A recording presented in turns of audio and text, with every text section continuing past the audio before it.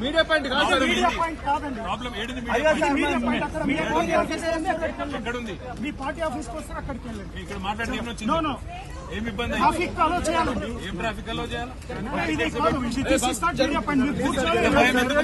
భయం కాదండి, మరి భయం కాకపోతే భయం ఎందుకు? మా డ్యూటీ మేము చేస్తున్నాము. కూర్చోండి.